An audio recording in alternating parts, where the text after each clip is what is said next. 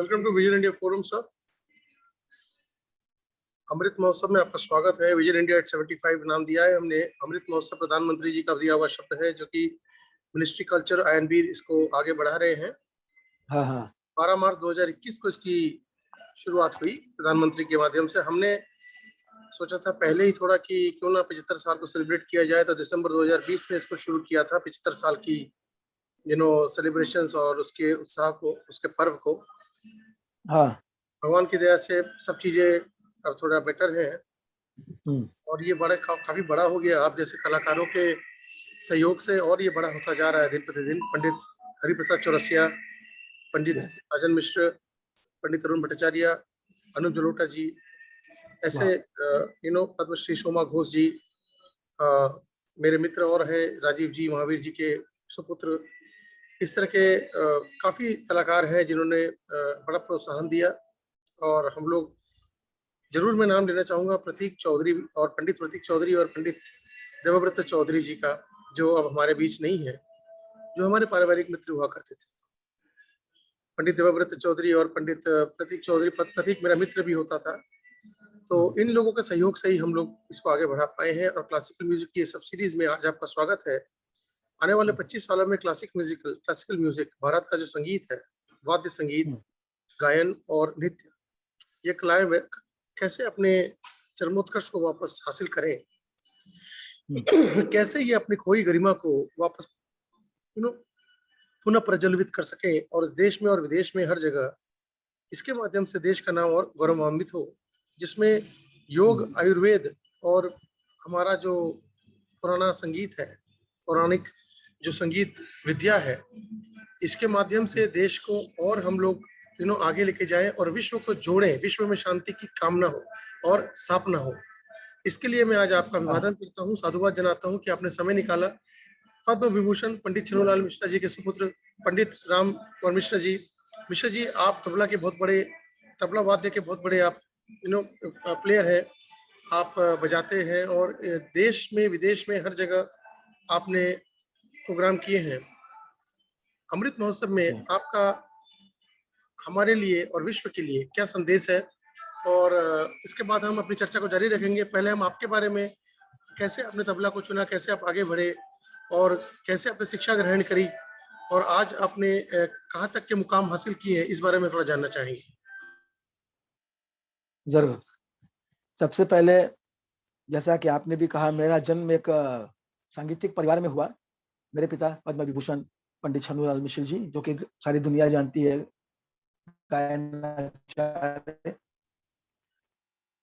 बचपन में मैं भी, जैसा कि कहा, मेरे सांगीतिक परिवार था, तो मेरा जन्म हुआ तो मैं भी काफी संगीत में मेरी रुचि थी और गायन मैं करता था। मैं 3 साल की उम्र से मैं भजन गाना शुरू कर दिया था मैंने।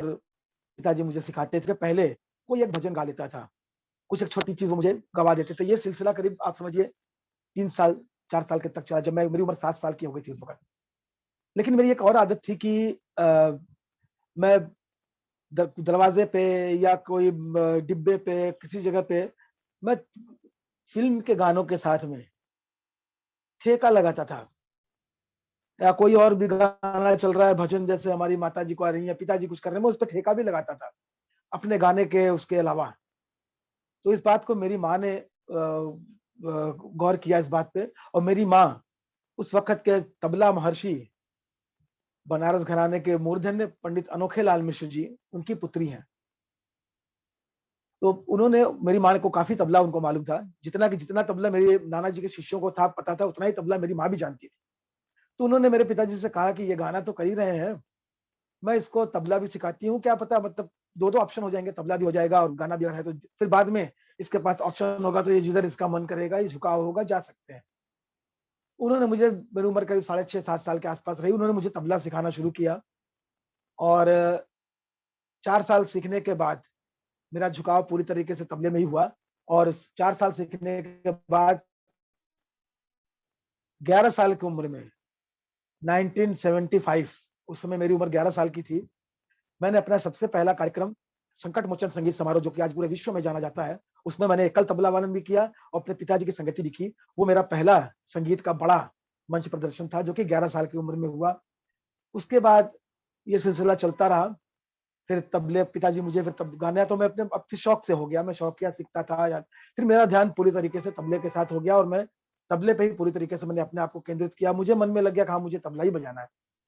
फिर मैंने उस वक़्त के जितने भी बड़े नाम हैं आज हम लोग जानते हैं, पंडित जसराज जी जो कि 2 वर्ष पूर्व नहीं रहे, पंडित शिव कुमार शर्मा जी जो कि अभी हाल ही में 2 हफ्ते पहले वो हमें छोड़ के चले गए, पंडित हरिप्रसाद चौरसिया जी, पंडित विश्व मोहन भट्ट जी।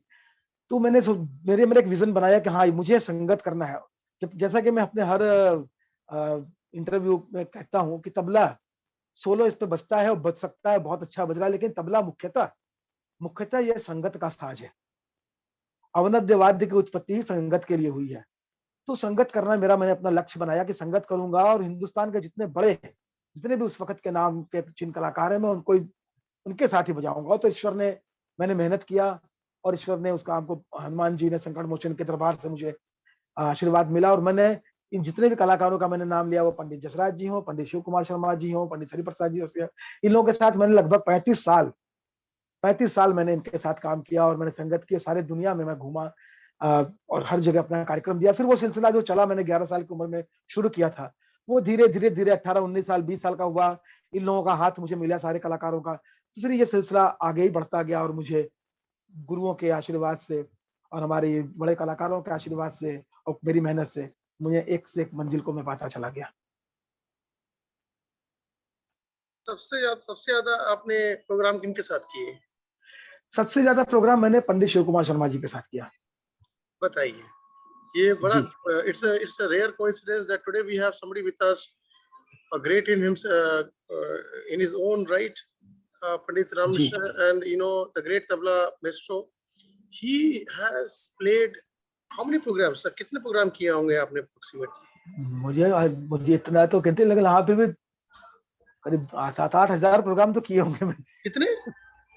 7,000 प्रोग्राम तो मैंने बजाए होंगे 32 सालों में उनके साथ। नहीं, पंडित शिव कुमार शर्मा जी के साथ। जी हाँ, मैं उन्हीं की बात कर रहा हूँ। काफी, मतलब महीने में मैं 4-5 प्रोग्राम, उस हिसाब से आप निकालिए 32 सालों में 4-5 हजार तो किए ही होंगे आप। और कभी कभी हमारे जो स्टिक मैके के प्रोग्राम होते हैं, आप जानते हैं स्टिक मैके चलता है, उसमें एक दिन में कभी कभी 2-2, 3-3 प्रोग्राम भी होते हैं। तो वो सारा अगर काउंट किया है तो मेरे कम से कम 4,000 प्रोग्राम तो बजाए ही होंगे। 4 4,000 से कम पांच से कम हजार प्रोग्राम आपने पंडित शिव 5,000 कुमार प्रोग्राम। शर्मा जी के साथ जी जी बजाए हैं? जी जी बिल्कुल। और बहुत। पंडित विश्व मोहन जी के साथ में तो हमारा हम लोगों ने एक दफा काउंट किया था, साल का हमारा 100 प्रोग्राम होता था। ये मेरा पंडित विश्व मोहन जी के साथ का था। लेकिन चूंकि उनके साथ मैंने काफी लेट में शुरू किया बजाना, पंडित जी के साथ में मैं 2000 के आसपास में, लेकिन पंडित शिव कुमार शर्मा जी के साथ 89 से मैंने बजाना शुरू किया था। अपने पिताजी के 1989। साथ, अपने पिताजी के साथ। पिताजी के साथ भी मैंने बहुत बजाया, लेकिन क्या होता गया कि जैसे मैं व्यस्त होता गया, पंडित जसराज जी के साथ मैं उनसे भी पहले से बजा रहा हूँ। नंबर ऑफ प्रोग्राम देखिए पंडित शिव कुमार शर्मा जी के ज्यादा है, लेकिन जो ईयर ऑफ प्लेइंग है वो पंडित जसराज जी के साथ ज्यादा है। उनके साथ मैंने 1985 में शुरू कर दिया था, लेकिन नंबर उनके साथ और भी लोग फिर बीच में बजाए, ऐसा हुआ, फिर आपने मैं भी बजाता था। मतलब ये बड़ा अजीब सा प्रश्न है, लेकिन क्या आपने कभी पंडित, मतलब हमें तो ज्यादा नाम भी नहीं पता है क्योंकि हम तो इस चीज के बारे में कुछ जानते नहीं है, म्यूजिक के बारे में जीरो है हमारी नॉलेज। मतलब कुछ नाम सुने हुए हैं, पंडित अल्लाह रखा या पंडित जाकिर हुसैन, हाँ उस्ताद जी हाँ जाकिर जी। हुसैन, उस्ताद जाकिर हाँ हाँ, हुसैन और उस्ताद अल्लाह रखा बोलते क्या, अल्लाह जो उस्ताद उनके, अल्लाह रखा खासा, उनके हाँ, पिताजी। उनके पिताजी। अच्छा, तो जी ये इस तरह के लोगों के साथ भी आपके संपर्क रहे? वो भी तो आप तबला ही जी बजाते हाँ, हैं। बहुत रहे हैं, बहुत रहे हैं, बहुत रहे हैं। मैं बंबई में 4 साल बंबई में रहा मैं, 3.5 साल 80s में, 80 से लेके 84 तक मैं 4 साल बंबई में रहा। तो उस दौरान मैं जाकिर हुसैन जी के पिताजी उस्ताद अल्लाह रखा खान साहब जी के पास, वो मैं उनके काफी करीब रहता था। वो नेपेंसी रोड पे शिमला हाउस है उनकी बिल्डिंग का नाम, वहां रहते थे। मैं पास में बालकेश्वर पे रहता था, तो मैं वॉक करते हुए सुबह अक्सर उनके पास जाता था और बैठता था। और उनसे मैंने सीखा भी है, उनसे मैं दिन में घर में जाता था, उनसे सीखा भी है। और उनके साथ मैं प्रोग्राम्स में भी जाता था। और जिस दिन उनका प्रोग्राम होता था मैं कहता था अब्बा जी मैं साथ में चलूंगा, तो वो कहते थे ठीक है। शाम को आ जाना घर पे, मेरे साथ ही चलना। तो मैं उनका तबले का बैग लेकर के, उनकी फिएट गाड़ी हुआ करती थी, उस पे बैठ के हम लोग जाते थे। मैं आपको बात बता रहा हूँ 81 82 की। फिल्मों के साथ कोई संपर्क? किनके फिल्मों में? फिल्मों में आपका कोई, फिल्मों में कोई काम किया आपने, फिल्म भले हिंदी या साउथ नहीं, की फिल्मों फिल्मों में में? नहीं, फिल्मों में मैंने नहीं किया, लेकिन हाँ कुछ प्राइवेट एल्बम्स मैंने बजाए हैं, जो कविता कृष्णमूर्ति जी के गाए हुए हैं, और काफी इस तरह का काम मैंने किया है जो कि प्राइवेटली क्या शंकर ये जी के बॉलीवुड साथ वाले किया है। या फिल्म वाले जो है इस तरह के जी, महान आप जैसे महान कलाकारों को क्या वो इनवाइट नहीं करते हैं अपना म्यूजिक बनाने के लिए? देखिए वो एक अलग जोन हो जाता है। वो हमें बहुत इज्जत करते हैं, बहुत ज्यादा इज्जत देते हैं, लेकिन वो जोन अलग होता है। उसमें वो रोज का उनका जो उनके साथ गा बजा रहे होते हैं, हाँ कुछ उनके अगर फिल्मों में कुछ ऐसा सीक्वेंस है कि जिसमें तबले का ज्यादा कुछ करना है, जो कि वो फिल्म वालों से नहीं हुआ, क्लासिकल टच चाहिए, इस तरह के लिए वो हमें क्या और भी लोगों को टच करते हैं। जैसे हमारे बनारस के पंडित शांता प्रसाद जी, बुदई महाराज जी जिनको हम लोग कहते हैं, उन्होंने काफी फिल्मों में बजाया। वो आर डी बर्मन जी ने उनसे तबला भी सीखा है, भप्पी लहरी जी ने सीखा है। तो उनको जब लगता था कि हाँ इस फिल्म में उनके तबले के पीसेस की जरूरत है, क्लासिकल पीस की, तो वो बुलाते थे। ऑकेजनली वो लोग बुलाते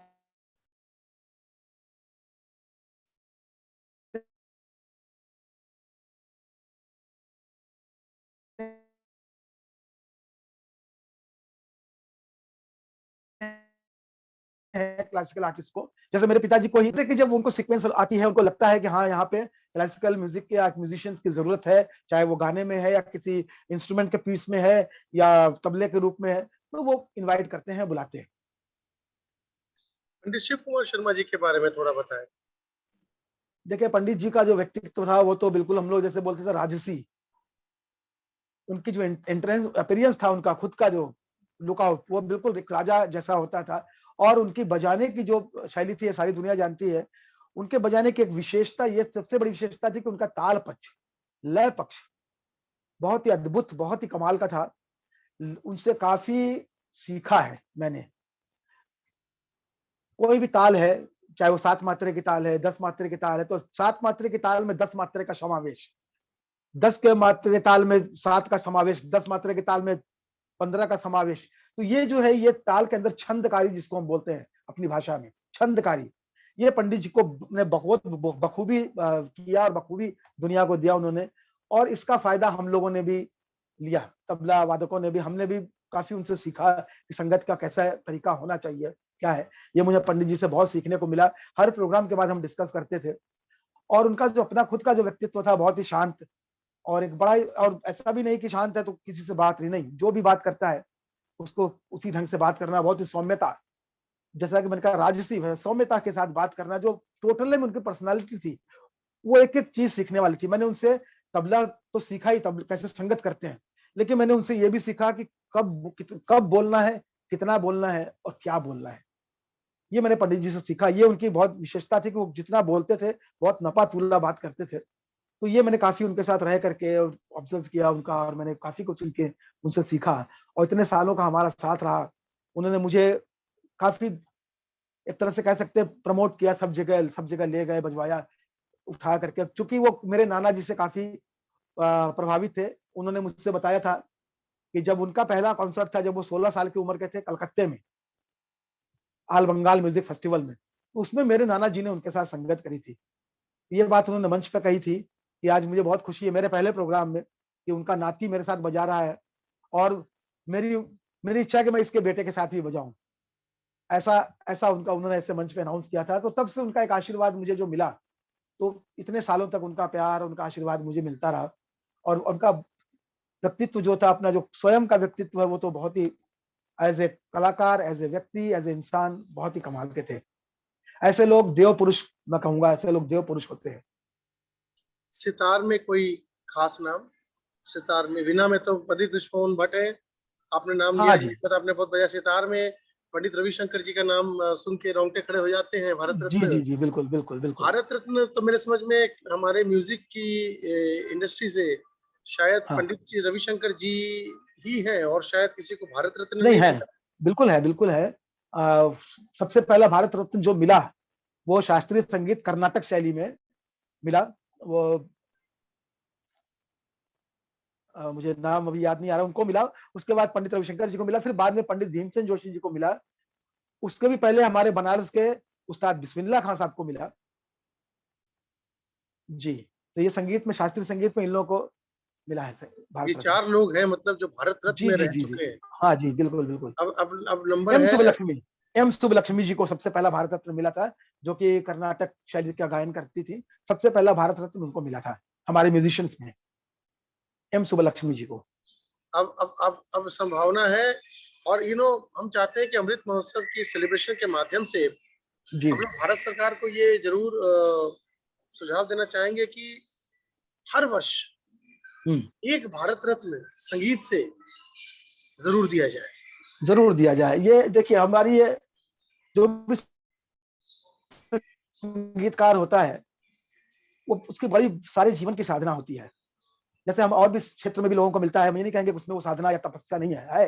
लेकिन संगीतकार, एक संगीतकार इस उम्मीद में अपने आप को झोंकता है, कार्यक्रम है नहीं है, तब भी हम उसमें लगे रहते हैं, रियाज में लगे रहते हैं, एक उम्मीद से कि हाँ, हमको कल और अच्छा हमारे साथ होगा, और अच्छा कार्यक्रम आएगा। तो एक अवार्ड भी उसमें से एक बहुत बड़ा उनको बल मिलेगा पीछे से। और एक जो जो डिजर्विंग है, उनको एक जरूर, आपका ये बहुत अच्छी सुझाव है आपकी, कि एक बहुत जो उसको डिजर्व करता हो, ऐसे एक कलाकार को जरूर एक साल में एकदम एक भारत रत्न जरूर मिलना चाहिए। मतलब मैं इस एक आपके भारत समर्थन रत्न करता जो हूँ। है, अगर हम कहें कि आज 50-60 सालों से अगर ये सिविलियन अवार्ड दिए जा रहे हैं, जी। तो भारत रत्न अगर सिर्फ 4 हुए हैं म्यूजिक जैसी चीज में, स्पोर्ट्स में भी जैसे देखा जाए तो खेल कूद की, क्रीड़ा के संपर्क में अगर बात करें तो वहां पर तो खेल रत्न के ऊपर हमें याद नहीं, लेकिन अगर पद्मश्री वगैरह भी मिलते हैं लोगों को। जी। इस साल जैसे पद्म विभूषण दिया गया प्रभा अत्रे जी को, महाराष्ट्र से, जो शायद वो संगीत गायन करती हैं, गायन उनको करती शायद हैं, बहुत अच्छी गायिका है। जी। उनको दिया गया। इस तरह से जी। अब भारत रत्न में भी जो है कम से कम, और हर साल पद्म विभूषण, भूषण, पद्मश्री क्लासिकल म्यूजिक, क्योंकि क्लासिकल म्यूजिक में भारत एक एक विश्व गुरु है। बिल्कुल बिल्कुल। भारत आज एक, हम सारी दुनिया में जाते हैं तो हमारी पहचान ही है क्लासिकल म्यूजिक से। हम अगर सारी अमेरिका जा रहे हैं, साल में 4 दफा, हम कनाडा जा रहे हैं, ऑस्ट्रेलिया जा रहे हैं, तो राम कुमार मिश्र को वहां कोई नहीं बुला रहा है। राम कुमार मिश्र का जो तबला वादन है उसको बुलाया जा रहा है, क्योंकि वहां इसके लोग मुरीद हैं। हमारी संस्कृति, हमारी जो कला है, हमारा जो योगा है, इसके लिए सारी दुनिया आती है, हमसे सीखती है, हम जाते हैं वहां। तो ये बात ने बिल्कुल सही तो ये बहुत, कहा कि शास्त्रीय संगीत में विश्व गुरु हैं हम। बिल्कुल। मैं तो ये मानता हूँ कि जीवन काल में भारत रत्न, जैसे बिस्मिल्लाह खां जी का मुझे जी। याद है, क्योंकि पद्मश्री शोमा घोष जी, जो उनकी मुंह हाँ बोली बेटी है, वो हमारी बहन जैसी भी हम उनको मानते हैं। और उन्होंने भी ये कहा था कि बिस्मिल्लाह खां जी को जो मिला बड़ा डिजर्विंग मिला, लेकिन उसके बाद भी वो बड़े दारिद्र्य में उन्होंने अपना जीवन काटा बाकी का समय। और म्यूजिशियंस को प्रोत्साहन मिलना बहुत जरूरी है, क्योंकि ये एक सभ्यता हमारी देश की नींव के साथ जुड़ी है, हजारों साल पुरानी नींव के साथ जुड़ी है। और इसके लिए भारत सरकार को अलग से कोई बहुत ज्यादा कोई परिचर्चा या समीक्षा करने की आवश्यकता नहीं है। हमारे नहीं पास नहीं ऐसे नहीं। लोग हैं जो भारत रत्न के डिजर्विंग हैं, जिनको भारत रत्न मिलना चाहिए, पद्म विभूषण मिलना चाहिए, भूषण मिलना चाहिए, पद्मश्री मिलना बिल्कुल चाहिए। बिल्कुल। तो भारत रत्न के लिए भी अब 4 क्यों, आप, मैं तो ये चाहूंगा आने वाले 25 वर्षों में भारत सरकार 100वें साल तक कहे कि अब भारत के पास 30 भारत रत्न है कम से कम, जो म्यूजिक जय से जय। आते हैं। ऐसा जी होना बिल्कुल चाहिए। बिल्कुल। बिल्कुल तब, ऐसा होना चाहिए। हाँ, इस, और अब जैसे पंडित हरिप्रसाद चौरसिया जी हैं, जी पंडित चन्नूलाल मिश्रा जी हैं, आपके पिताजी, ये जी जो जी। पद्म विभूषण है, और ये हाँ अपने जी। जीवन काल के आखिरी के कुछ सालों तक पहुंच चुके हैं। इनकी हम्म। उम्र अब 90-85 ऐसी हो रही है। जी जी जी। अब इनके जीवन काल में इनको अगर भारत रत्न मिले, तो सिर्फ इनको नहीं, पूरे देश को, युवा पीढ़ी को, पूरे विश्व को, इससे भारत की संस्कृति के प्रति एक रुझान जो है वो वापस हाँ बिल्कुल बिल्कुल प्रज्वलित होगी। होगा। बिल्कुल अगर होगी। अगर बच्चे देखेंगे कि भाई भारत रत्न कौन है, इस साल पंडित चन्नूलाल मिश्रा जी को मिला, हाँ तो जी। ये ऑटोमेटिक उनको लगेगा कि ये इन्होंने क्या किया कि इनको भारत रत्न मिला। बिल्कुल इस तरह सचिन बिल्कुल सचिन तेंदुलकर जी को बिल्कुल ठीक कह उनके रहे हैं आप। अभूतपूर्व क्रिकेटिंग बैटिंग के कारण उनको 40 साल की उम्र में भारत रत्न दे दिया गया था। दिया गया। उसी तरह से आज अगर हम 85 साल के पंडित हरिप्रसाद चौरसिया जी के लिए, या आपके पिताजी जो 87 साल के हैं, ऐसे लोगों के लिए अगर भारत रत्न की मनोकामना करें तो ये बहुत अवांछित नहीं है। बिल्कुल। अब मैं आता हूँ कि गायन में आपने सबसे ज्यादा किनके साथ बजाया है और गाने वालों में आपको कौन पसंद है? गायन में चूंकि देखिए सबसे पहले तो मेरे पिताजी हैं, तो बचपन से उनके साथ बजाया तो ऑब्वियसली उनके साथ सबसे ज्यादा बजाया। उसके बाद अगर मैंने किसी के साथ सबसे ज्यादा बजाया तो वो है पंडित जसराज जी। बस इन दोनों के साथ ही मैंने बहुत ज्यादा बजाया। पिताजी के साथ बचपन की उम्र से लेकर अभी तक बजा रहा हूँ। अभी मेरे 58 साल की मेरी भी उम्र हो गई, 59 में चल रहा हूँ। लेकिन 35 वर्ष मैंने पंडित जसराज जी के साथ ही बजाया। तो ये दो मेरे गायन में मेरे सबसे करीब रहे हैं। इनको मैंने बहुत चूंकि बजाया तो मेरे पसंदीदा भी ये दोनों हैं।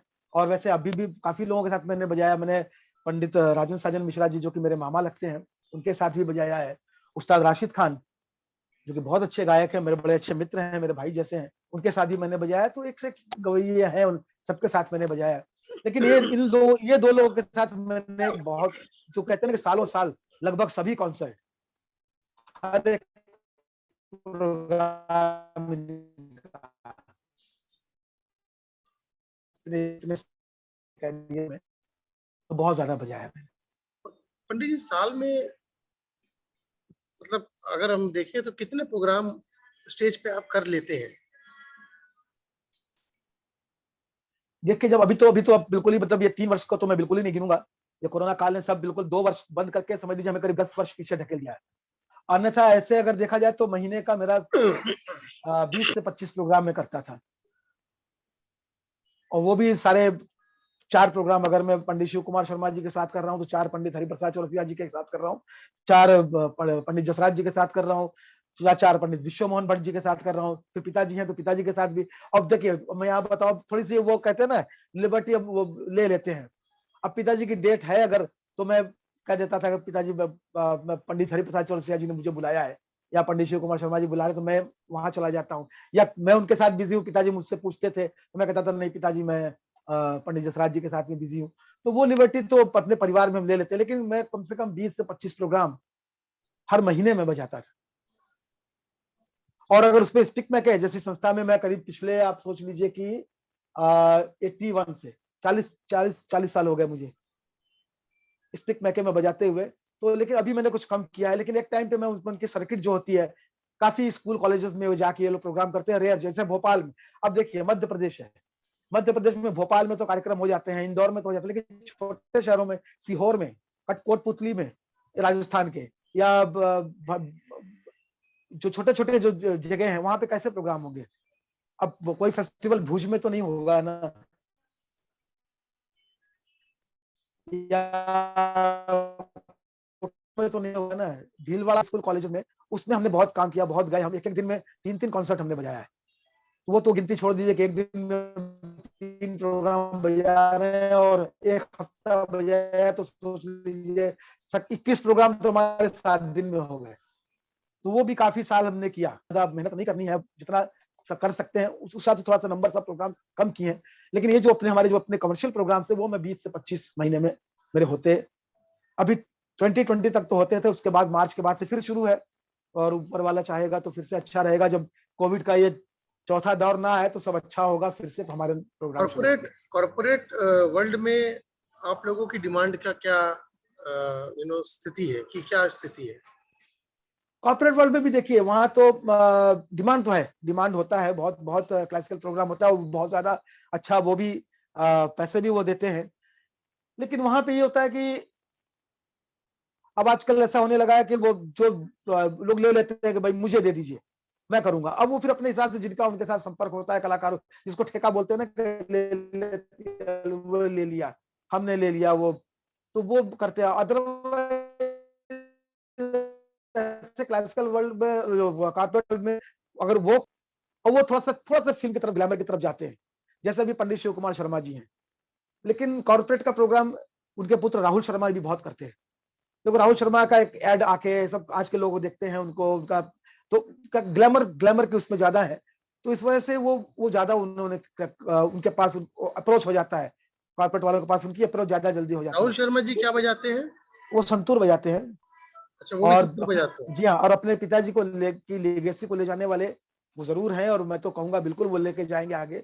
जितने वो उनके पास कैपेबिलिटी है, जितने वो ये जितने तो ये अच्छे और जितने कलाकार हैं। कॉर्पोरेट वर्ल्ड जो है वो आपका कहने का मतलब है कि आप लोग जो क्लासिकल म्यूजिक वाले हैं, जो मुझे जी, समझ में आता है, ये ये जो है ना एक तरह का कम्युनिकेशन गैप है, जहाँ पर आप लोगों की जो इतनी बड़ी जो ताकत है उसके साथ हाँ, कॉर्पोरेट वर्ल्ड को ठीक से जोड़ा नहीं गया है, मुझे तो ये जोड़ा लगता नहीं गया है। जी, और बहुत ज़्यादा सहयोग, जैसे आपने बात कही ना कि जो प्रभाव वो प्रमोशन क्या उसको कह सकते हैं ना, कि अगर कॉर्पोरेट वर्ल्ड भी ठीक से हम लोगों के साथ जुड़ जाए, तो मैं तो ये नहीं कहूंगा कि जो हमारे हम जैसे मेरा हमको लोग जान रहे हैं हमें ही बुलाए, नहीं, सबको वो कम से कम एक फंड इकट्ठा करके कलाकारों के लिए कुछ कर सकते हैं। जैसे आपने कहा कि उस्ताद बिस्मिल्लाह खां साहब को अंत में, ऐसे बहुत सारे कलाकार हैं जिनका अंत में उनको बहुत परेशानी का सामना करना पड़ा। तो कारपोरेट वाले साथ में जुड़ करके कुछ ऐसा एक फंड तैयार कर सकते हैं कि ऐसे लोगों कलाकारों को कम से कम, अगर उनकी आर्थिक स्थिति ठीक नहीं है उनके अंतिम समय में, तो उनका हेल्प कम से कम कर सके, सहायता कर सके। और बाकी बात थोड़ी सी सरकार की मैं इधर भी डालना चाहूंगा, जैसे कोरोना के 2-2.5 साल के काल में सबसे ज्यादा प्रभाव कलाकारों पर भी हुआ है। देखिए, बहुत सारे कलाकार बहुत सारी चीजें करने को मजबूर हो गए हैं। कितने लोगों ने संगीत छोड़ा है, जो कि जिनका उतना नाम नहीं है, जिनके पास उतना काम नहीं है, लेकिन वहां उनकी साधना है, साधना तो कर रहे हैं ना अपने घर में, उसमें तो वो पीछे नहीं है। तो उनको लगा कि नहीं, अभी मैंने मेरी 1-2 लोगों से बात भी हुई, वो कहते नहीं हम करके करेंगे क्या, इतने सालों से किया लेकिन हम तो भूखों मर गए, कोरोना काल में सरकार ने क्या किया। तो इस तरह की बात नहीं होनी चाहिए। तो हमारे सरकार को जरूर ऐसा सोचना चाहिए कि हमारे जो संगीत की साधना करने वाले लोग हैं, जो रोज कुआं खोदते हैं, जिसे कहते हैं ना कि रोज कुआं खोद के पानी पीने वाली बात है, रोज उनका प्रोग्राम है, रिहर्सल है, वहां से पैसे आ रहे हैं। अगर प्रोग्राम साल भर बंद हो गया, 6 महीने बंद हो गया, तो कैसे उनका जीविकोपार्जन होगा। तो जरूर सरकार को ध्यान देना चाहिए और कॉर्पोरेट वर्ल्ड को भी इससे जरूर जुड़ना चाहिए। और डायरेक्ट जो आप बात कर रहे हैं, डायरेक्ट जो है कलाकार के साथ में इस तरह का अगर जुड़ाव हो कॉर्पोरेट वर्ल्ड का, तो बड़ी अच्छी बात होगी। मैं समझता हूँ, इसी कारण तो हम इस क्लासिकल म्यूजिक और परफॉर्मिंग आर्ट्स की सब सीरीज को आगे बढ़ा रहे हैं, जी, जी, क्योंकि बहुत अच्छा काम कर रहे हैं आप। ये प्रमोशन करे बिना ये मतलब ये सब कुछ एक साथ बहुत सारी चीजें करनी पड़ेगी आने जी, वाली पीढ़ी में। आपके आपकी जन अब आप 60 साल के होने वाले हैं, जी, और पंडित साजन मिश्रा कह रहे थे कि 60 साल में ही जाके जवान होता है ये हाँ परफॉर्मिंग जी, आर्ट्स वाला। बिल्कुल, तो बिल्कुल सही कह रहे थे। और उसके बाद 60 से 80 का दशक ऐसा होता है, 2 दशक ऐसे होते हैं जिसमें उनको सारी मेहनत का फल मिलने का रहता है। तो जी हाँ, जी हाँ। पद्मश्री से लेके देश विदेश में आप आने वाली पीढ़ी में आपकी तरफ से अब आपके क्या सुपुत्र है या आपकी लड़की ऐसा कोई ना, बजाते हैं? मेरे पुत्र हैं राहुल कुमार मिश्रा। वो तबला बजा रहे हैं। उनको भी पिताजी ने चाहा कि भाई बेटा तबला नहीं बजाया तो पोता तब गाना सीखे। बेटा तो तबले में चला गया, लेकिन उसको भी शुरू से गाने में थोड़ा सा इंटरेस्ट रहा। फिर बाद में उसने संतूर भी लिया, संतूर हमने खरीदा भी, वो पंडित शिव कुमार शर्मा जी से। उन्होंने कहा इसको थोड़ा तबला सिखाइए, इसको तुम सिखाओ राम तबला, इसको संतूर सिखाएंगे, ये कर सकता है। लेकिन फिर वो बेटे को मैंने तबला जब सिखाना शुरू किया तो वो भी फिर तबले में ही आ गया। तो मेरे बाद मुझे बहुत खुशी है कि मेरे घर की जो लेगेसी है उसको मेरा बेटा आगे कर रहा है, राहुल। और पंडित जी आप लोगों ये का जो द्वार हाथ होगा, जन जरूर होगा। मैं मुझे तो ये लगता है कि अगर आपकी पीढ़ियों में नहीं है तो आज की डेट में इस कला को ग्रहण करना सुनने को नहीं मिलता कि कोई इस कला को ग्रहण करना चाहता है, क्योंकि हर कोई हम्म, पाश्चात्य सभ्यता की तरफ अग्रसर है। जी, तो इसमें जो इस कला को सीखने के लिए जो धैर्य है, जो डिसिप्लिन, जिस तरह हाँ, की जीवन शैली चाहिए, जी, मानसिकता चाहिए, मेहनत चाहिए, उसके बाद प्रशिक्षण चाहिए, ये सारी बिल्कुल चीजें जो है, ये चीजें अब सड़क पे मिलती नहीं है। नहीं। अब ये चीजें जो है, हम लोग जब छोटे थे आज से 30 साल पहले, तो शायद फिर भी हम लोग गली गली में सुना करते थे कि लोग शाम को 1 घंटा हारमोनियम का रियाज कर रहे हैं। अब तो हम्म, मतलब अगर किसी ने 10-20 साल पुराने गाने भी गाना गुनगुना अगर गुनगुनाएंगे भी आप, तो बगल में जो आपके हम्म। बैठा हुआ है तो वो उठ के चले जाते हैं। उनको ऐसा लगता है कि आपकी तबीयत शायद ठीक नहीं है। तो ऐसा जो माहौल बन ठीक चुका कह रहे है, हैं। क्योंकि लोगों के हाँ, अंदर जो है वो पाश्चात्य सभ्यता जो है वो एकदम सर चढ़ के बोल रही है। तो बिल्कुल। अब आपका क्या सजेशन है युवा पीढ़ी के लिए और सरकार देखिए, के लिए? सबसे पहले आप बात युवा पीढ़ी की कर लेता हूँ। सबसे पहले आपने जो बात कही धैर्य की, तो धैर्य बहुत ज्यादा जरूरी है। अभी क्या होता है कि कोई बच्चा अगर कोई विधा सीख रहा है शास्त्रीय संगीत का, चाहे गायन हो, चाहे तबला वादन हो, चाहे वो वाद्य संगीत हो, तुरंत से वो ये चाहता है कि हमको उसका रिजल्ट आए। 2 साल 4 साल सीखा नहीं कि उसको मंच की लालसा हो जाती है। वो ये नहीं सोचते कि जिनसे वो सीख रहे हैं वो गुरु, अच्छे गुरु को पहले तो चुनना चाहिए। वो गुरु कितने सालों के मेहनत के बाद उन्होंने ये वो मंच पे आए, खुद को उनको मंच मिला। तो ये इस बात को ध्यान न देते हुए वो सोचते हैं कि गुरु जी को अगर 20 साल में मिला तो हमको 2 साल में मिल जाए। ये पॉसिबल नहीं है। इसके लिए पहले अच्छा गुरु तो चाहिए ही, लेकिन साथ में मेहनत और धैर्य जरूर चाहिए। आप धैर्य से काम करिए। आपको मुझे आप यहाँ एक बात पंडित शिव कुमार शर्मा जी की याद आती है। वो हमेशा कहते थे कि देर से रिजल्ट आएगा तो आप वेट करो, देर का जो रिजल्ट आएगा वो ज्यादा अच्छा आएगा। तुम अभी रिजल्ट की कामना करोगे, वो रिजल्ट आएगा लेकिन वो तुम्हारे किसी काम का नहीं होगा। कोई बात नहीं, लेट होता है। वो कहते हैं देर आए दुरुस्त आए, ये भी काफी पुरानी कहावत है। लेकिन पंडित जी का कहना था कि वो कहते थे कि देर में आएगा तो वो ज्यादा अच्छा होके आएगा। तुमको जब भी आज मिलना है बेटर होकर वही। एक मैं और भी बोलता हूँ सब जगह, आप यहाँ भी बोलना चाहूंगा कि हमारे संगीत को प्रोत्साहन मिलेगा। आप देखिए इतने 250-300 क्या 500-600 चैनल आ गए हैं। ये जो हम लोग आवाज लगाते हैं इसमें हजारों की संख्या में चैनल है। आप देखिए कि 4-4 5-5 चैनलों पे जानवरों का कब्जा है, लेकिन एक भी चैनल हमारे भारतीय शास्त्रीय संगीत के लिए नहीं है जो कि सरकार के द्वारा चलाई जा रही है, जिसमें कि हर वक्त हमारा शास्त्रीय संगीत चलता हो, कुछ घंटों चलता हो, कम से कम 6 घंटे 8 घंटे। उससे क्या कम से कम कोई चैनल चेंज करेगा तो देखिए तुरंत से इंटरेस्ट नहीं होता लोगों को।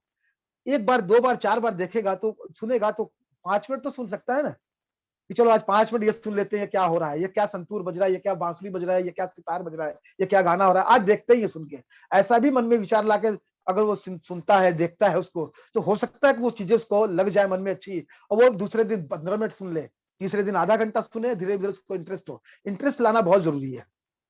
कलाकार बनने के लिए खुद को सीखना जरूरी नहीं है, उसको महसूस करना बहुत जरूरी है। और ये महसूस तभी होगा जबकि इस तरह का सहयोग सरकार भी करे कि कम से कम एक चैनल पे क्लासिकल म्यूजिक चलता हो। जब और तक हमारे कोर्सेज में पंडित जी जब तक ये माहौल जी जब पूरा माहौल इसके प्रति जब तक नहीं अब बदलेगा तब तक हाँ इसको ये कोई एक या दो चीज से कुछ होगा नहीं। ये इसलिए नहीं, देखिए अभी शुरुआत तो कम से कम कहीं से हो जाए ना। स्कूल कॉलेजेस में कुछ कुछ क्लास 5th स्टैंडर्ड तक कम से कम कंपलसरी हो जाए कि बच्चों को एक क्लास करना है।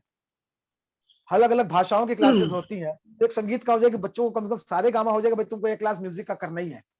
तो इस तरह की चीजें से क्या हो सकता है कि हम एटलीस्ट शुरुआत कर सकते हैं, बाद में जिसको अच्छा लगा वो क्लासिकल म्यूजिक को लेगा। जैसे मैंने बताया स्टिक मैके का प्रोग्राम हम लोग बजाते हैं, हजारों बच्चे छोटे छोटे बच्चे बैठे होते हैं, सेकंड स्टैंडर्ड से लेकर के हाई स्कूल तक के।